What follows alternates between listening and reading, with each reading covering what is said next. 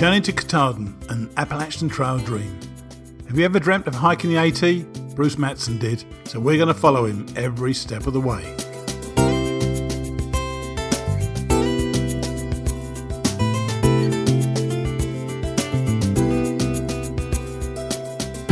Hi, and welcome back to episode number 4 of Returning to Katahdin, an Appalachian Trail dream, sponsored by Trailtopia.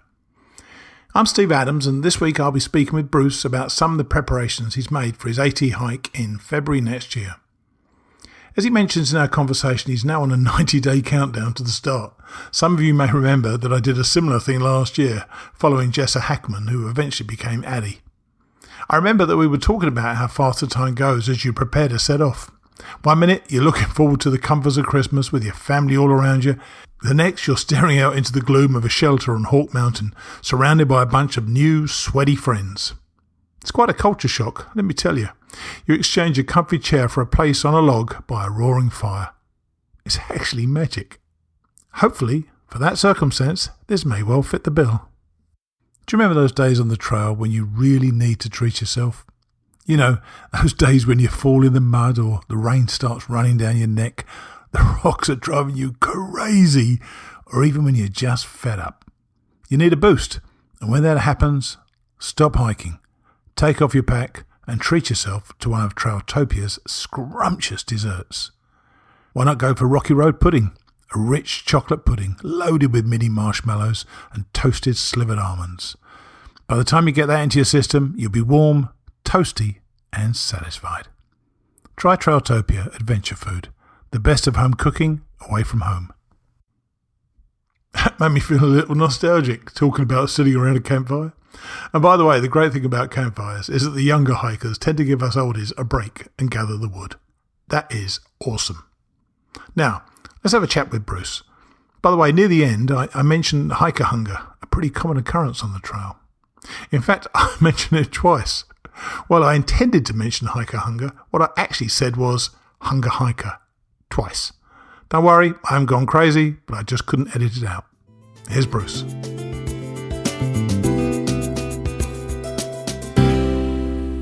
Right, we're back with Bruce today, and this is about planning. Hi, Bruce. How are you? Hi, good morning. I'm doing good. Now, I know you're a massive planner, and that's going to be something we really need to talk about, and I know you've done a lot of it. But you said to me in the past that this is likely to be the hardest thing that you've ever done. And in your planning, are you anticipating it to be more of a physical challenge or more of a mental challenge? Yeah, so I think it's going to be the hardest thing I've ever done, sort of as a task, as a challenge.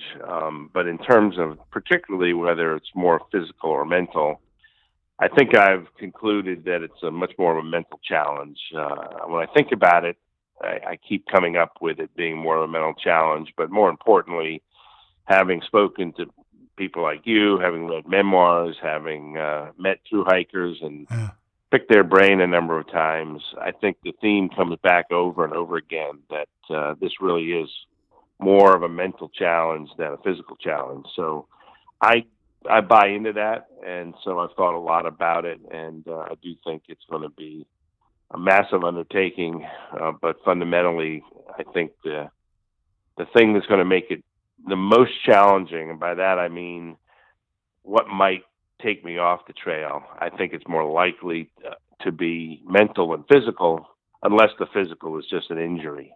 Wow, that's interesting. Now, I wasn't expecting that answer. You think if in the unlikely event that you don't finish this, let's go with that as a start, you think that the impetus will be something in your mind that's stopping you as opposed to something physically impeding? Yeah, and of course, by physically, I mean an injury, an illness. Yeah. If I get Lyme disease and can't work through that. Yeah. But yeah, I think I'll be able to take care of the physical aspects of the hike by some planning and preparation, learning somewhat as I go. But I do think that if I have an event or a series of events that causes me to decide to discontinue the hike, I think it'll be mental. I think it'll be because I'm just fed up with 6 days of rain in a row. I'm not getting the enjoyment out of this I thought I was going to, that getting up every day and having the same food, walking the same trail, it's just not going to be stimulating enough for me to keep at it. Now, I've thought a lot about that, and I don't expect that, but it's hard to anticipate, 5 or 6 months. And I do think when I worry about what might cause the hike to end, I do think it's likely to be more mental than physical. I know that, and a lot of that does play into the preparation. I know that when looking back on it, and I'm sure other hikers feel the same as well, there were those really, really tough physical days, and there was really, really tough mental days. But someone said, I can't remember, it was a recent interview we did that said she never had a bad, I think it was a lady actually, she never had a bad day on the trail. There were tough days, there were grim days and sad days, but there was never a bad day on the trail. When she said that, I thought exactly the same thing as well. I think we forget the physical side of things very quickly. You get into camp, you're exhausted after 15 or 20 miles, but we forget it because you're in camp and you've done. You can rest for the rest of the night. And I think that's the thing. We kind of get over at the end of the hike. We don't think back to that. The mental side of it, you're going to have tough days. There's no doubt about it. So how do you imagine you're going to cope with both sides of that coin then? Sure. Well, I've tried to give a lot of thought to it, and on the physical side, I've tried to develop some walking, hiking, and exercise regimen. How much are you doing right now then? Well, I'm trying to do an hour of core exercise, which is some machines and sit-ups and things like that. I have this concern that I'm likely to fall, and I've always made a fun joke about falling. And I remember following somebody's trail journal one time, and I was, following them. It was the 30th or 35th day of their hike, and they reported that they fell, they broke their leg, and the trip was over. All right. And it was kind of naively, I was like, gee, that could happen, couldn't it? So I mentioned that because I really think, at my age, having a better core will be helpful in terms of balance. You're kind of easing yourself down in a steep area. You're on less than level surfaces. You're on slippery surfaces. And I think having a good core, will help me manage those times. And the more I can manage those situations where you're likely to slip and fall, the less likely I'll have falls, or at least bad falls. So you're using trekking poles. You're using trekking poles, aren't you? Oh, yeah, good. Yeah, definitely. Yeah. So I do think having some focus on core is good. I've tried to go out for 2-hour walks, hour walks, hikes, shakedown hikes, day hikes, and I've done a fair bit of that. Best laid plans tend to get disruptive, and as much as I had hoped to be further along than I am now, I'm not in a bad place, but I'm not where I wanted to be. And right about today is a 90-day countdown. And so I've got 3 months, and sort of trying to refocus. And I have, as you've alluded to some of our other conversations, I'm still easing my way out of some business obligations and other things, and I have been able to slough some of that stuff off, and I do think the next 90 days will be more focused, and with the urgency, in a sense, of 90 days, it'll make me more focused too on trying to complete some of that hiking and walking. And have you tried your kit out much? Have you tried all the kit out much? Yeah, I have. I've been on 2 or 3 shakedown hikes overnight, over a couple of nights. So I'm feeling pretty good about that. There's a few final decisions that I still have to make, but I'm actually feeling pretty good. Have those shakedown hikes altered any of your choices? I know we're going to talk about your choices on another program, but have they altered any of your choices because of something you found when you were in the woods? Yeah, I don't think so. I think I've been pretty happy with my choices. I've learned some things, definitely. For a good example, was a couple of weeks ago I went out and was going out for a couple nights, and a couple of buddies were going to go with me, and the forecast was miserable, and they bailed on me, but I went because I thought, nothing would be better than to spend a couple of nights in the rain. And Yeah. it was. I had a lot of. Who wouldn't want to do that? Well, I thought it would be, and it proved to be. I've actually worked on a little blog post for my website about lessons learned in a couple of days in the rain. It was a really good experience. Like one example was my tent. I just once again really liked my tent. It worked incredibly well. And I had to set it up in the dark, in the rain, and it poured in that night. And I was just almost giggling in my tent that night, going, I am really warm and dry and comfortable. And again, very happy with that selection. But at the same time, I tried to do some videoing. I haven't done any video. I think that there's a YouTube audience out there that likes to see videos. Sure. Yeah. So I was practicing. And one thing I didn't know and I learned was how quickly videoing will drain your battery. And I ran out of battery. I didn't bring a backup on this short trip. And it was, again, lots of little lessons learned. I did some night hiking, which I had not done. And that was, again, lesson learned. I love the fact that you say that you were giggling in your tent. I used to do that a lot. It was this thing about, you can be a kid again almost, can't you? You're out there, you're excited by the fact that it's pouring with rain outside and you're comfortable and warm. It's almost a bizarre thing to see. Once you're snug inside your tent, it's a great feeling. So I love the fact that you did that. We can all be children at some stage in our life, and you've got 6 months of being a child, which is fantastic. Yeah, that's a good way to look at it. I agree with that. Cool. So what about the mental side? How do you think you're going to cope with the mental side when you do get those 6 days of rain? You might not be giggling on about the 5th or 6th night. Yeah. I think that's where I do think some planning helps a lot. And, if you had a couple of tough days and, you're not feeling great and you take a look at your guide and you realize, hey, I got a really, really tough hike coming this day.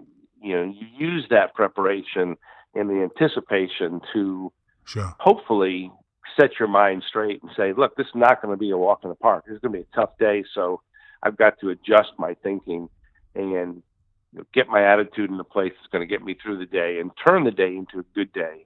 And I think the hiker you referred to recently said she never had a bad day on the trail. That's kind of the outlook that I think we all should take to help manage our mental state. Because if you do go at it that way, then you look at every day as a different challenge, a new challenge.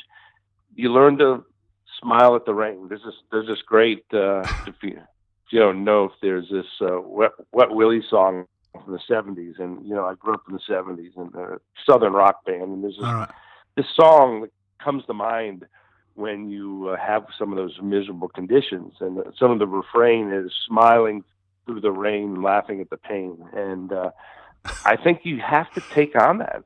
You're going to be doing plenty of that, I tell you.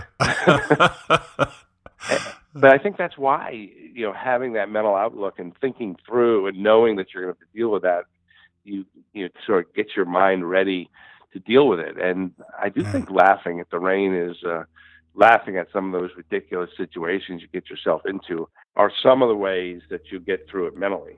I quite agree. Funny, and I realized I just remembered who the hiker was. It was Stacey Bucklin or Stiles. She was talking about that, and it really struck me when she said that. Now, the planning of a trip like this does take a lot of preparation. I know you've been preparing for some time, and as you know, my planning was pretty much zero. Is it generally in your nature to adopt a disciplined approach? And if so, how did you segment the preparation for this hike? Did you break it down? Did you give yourself a lead-in time? How did you look at it from your disciplined approach? Yeah, it probably took 2 big stages. Back around 3 or 4 years ago is when the first time that I realized I had a pretty good opportunity to make this happen. Sure. And not many people need 4 years to plan for this. So I was, in a sense, doing some planning for a couple of years. But a lot of that planning is also, I think, this excitement you generate thinking about this adventure that's up ahead. Oh, yeah. And so while you could say it's uber planning or excessive planning, some of it was refamiliarizing myself with gear developments that had taken place in the sort of lightweight super lightweight equipment.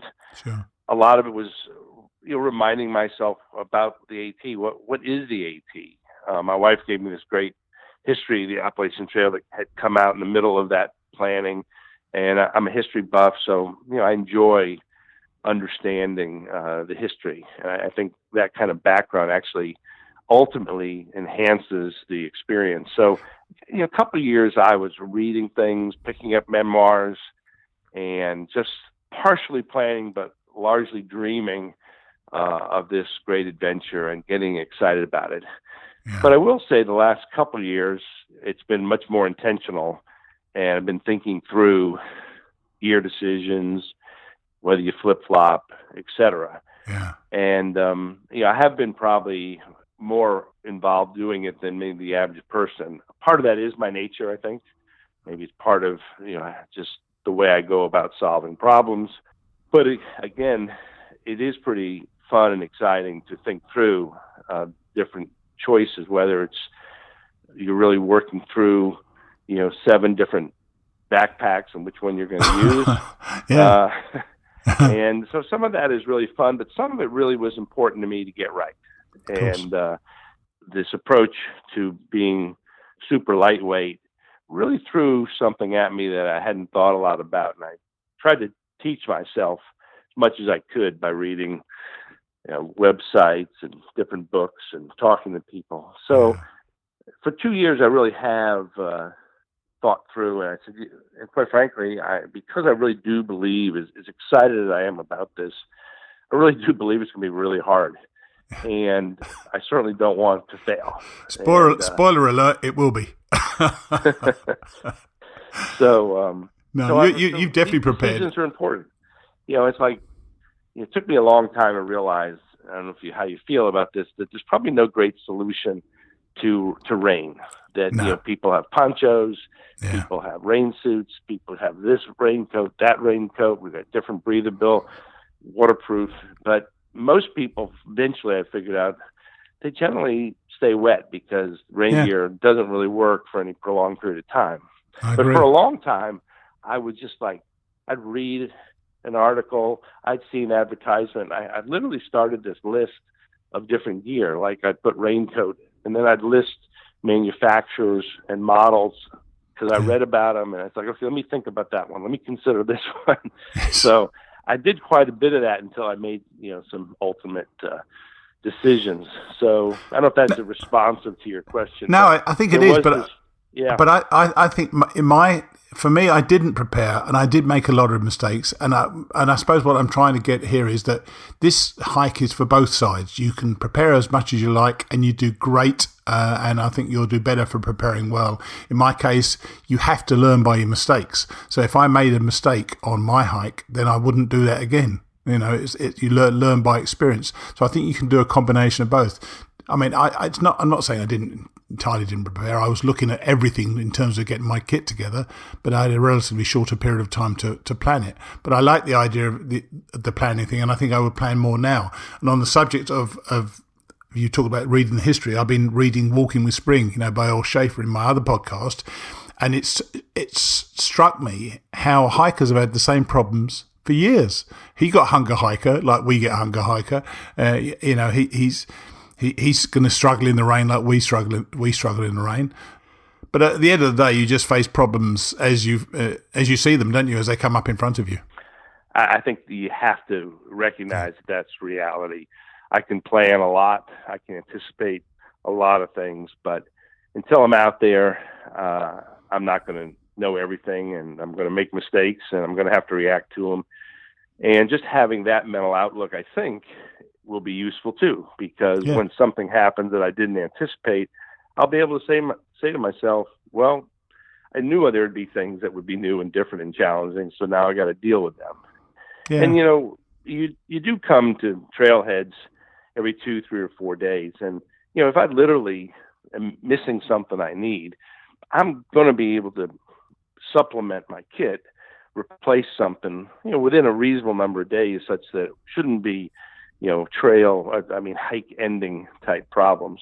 Yeah. Yeah, I agree. And do you know what? I reckon that's part of the fun, working out. And at the end of the day, you've solved a problem you had. You think, oh, I did pretty good that day, because if you don't do, you have to solve them. And it's that self-reliance is a great feeling on the trail. And I thoroughly enjoy that myself. I completely agree. I had that experience during this shakedown hike in the rain. It was dark. It took me a while to get to the tenting area, and it was raining, and I had to put this tent up in the dark, in the rain. Oh, God, and yeah. the hardest thing was actually finding the right level area in this area, which was hard. Yes, and yes. The next morning when I left this shelter area, I realized that all the good tenting areas were 100 yards before I got to the shelter. So I really had to figure all this out, and I finally did in a relatively short period of time. And like I said, got in the tent, and I was like, hey, got that done. That was pretty good.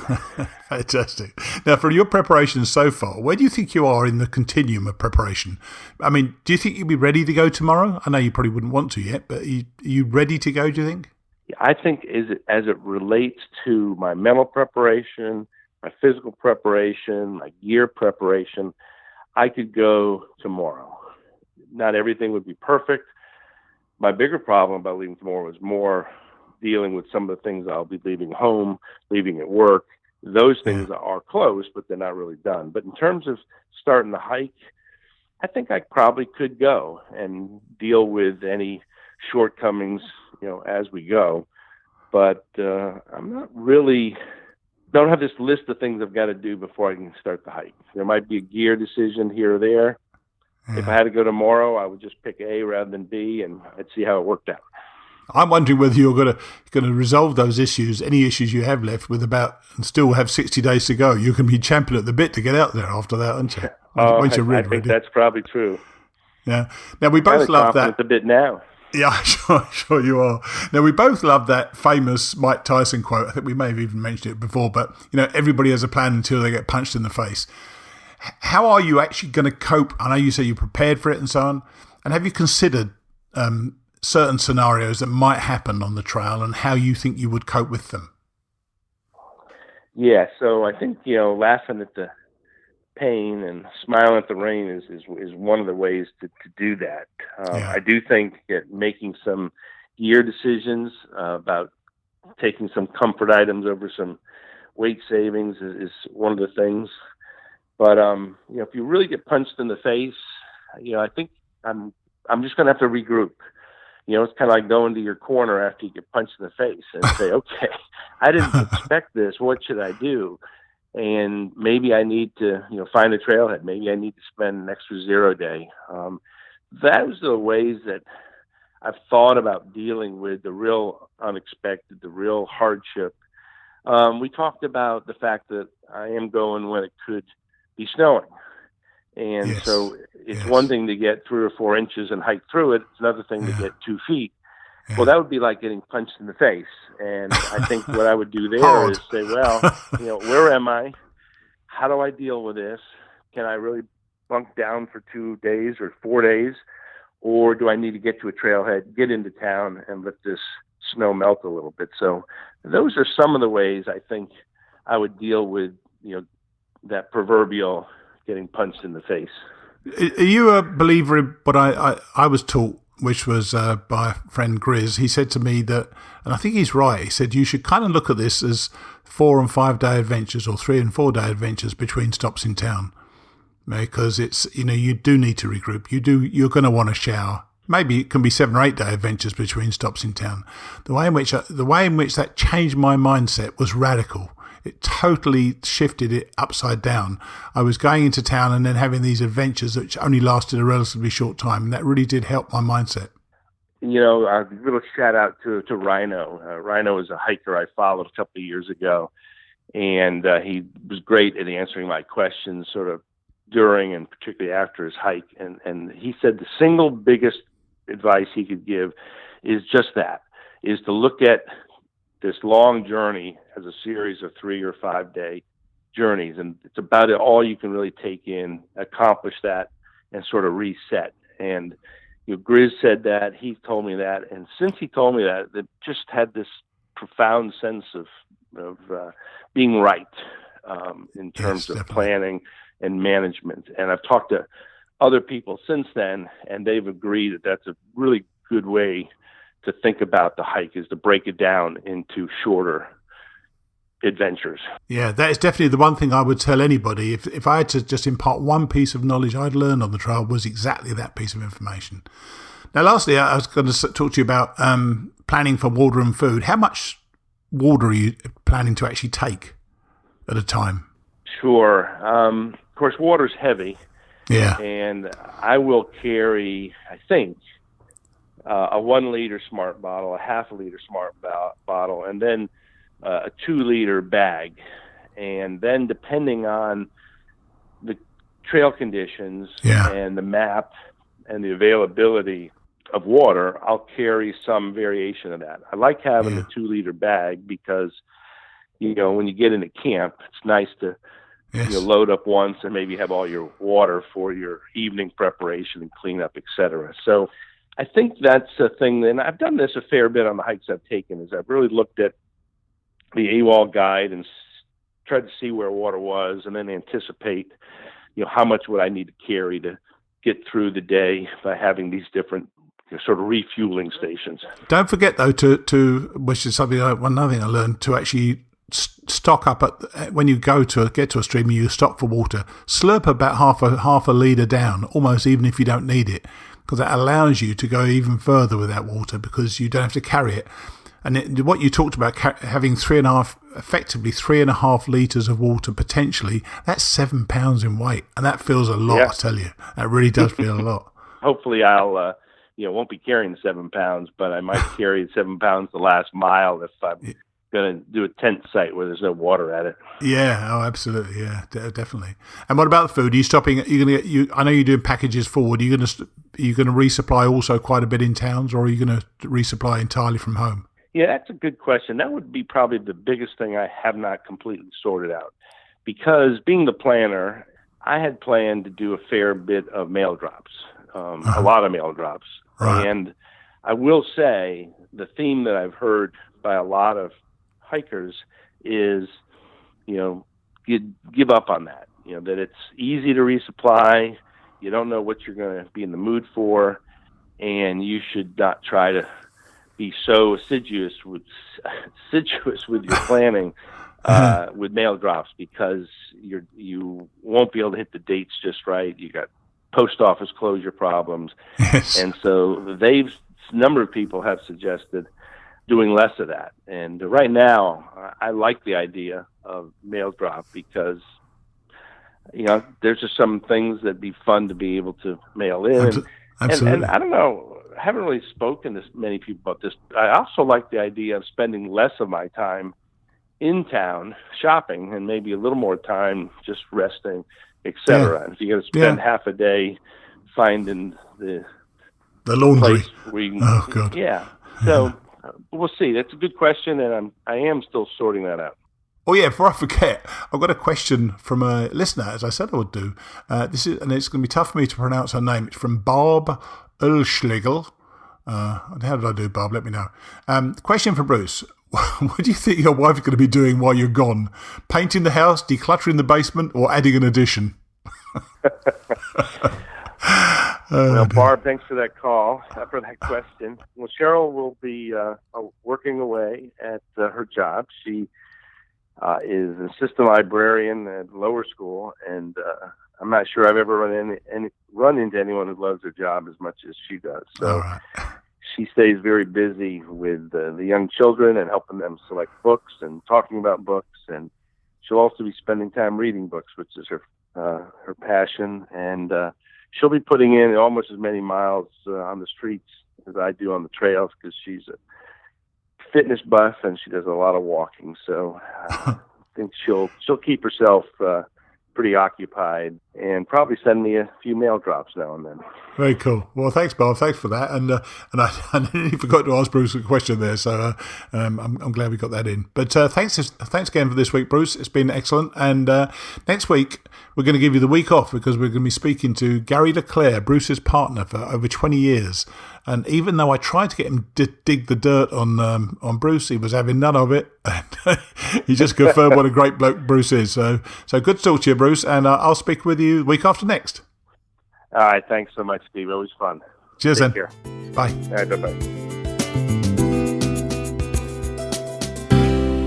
I don't know about you, but I'm struck by how together Bruce is when we talk about the trail. He's really a details guy, and I love and envy his logistical nous. Mind you, that Mike Tyson quote haunts both of us, and every new hiker should think about it. You can plan what you believe is every detail, yet be faced by something you'd never thought of on the second day. As Bruce was saying, it's how you react to that occurrence that will help determine whether or not you'll be successful on your hike. I think I can say with some justification that we all get tested greatly on a long-distance hike. For me, responding to those, sometimes daily tests, were some of the things that made this trip such a humbling and worthwhile experience.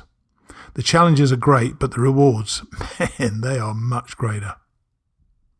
Thanks to Barb Oelschlegal. Let me know if that's a pretty good stab at your name, Barb. Thanks to Barb for a question. When you write to me to tell me how I slaughtered your name, include your home address and I'll send you 2 of Trailtopia's terrific meals. Then maybe you'll forgive me. Please, please, please keep the questions coming. I get quite a kick out of them and the list keeps growing. I'll pick out the one I want to ask every week on the show. Send your question to me at steve@mightyblueontheat.com. Something I've been meaning to ask you all is if you could pop into your local outfitter and ask if they stock Trailtopia food. They've been so good to us and their food is really darn good that I wanted the show and its listeners to return the favour by getting them in everywhere. Next week, we're going to find out a little bit more about Bruce by talking with his law partner of 20 years and maybe 1 or 2 of his friends.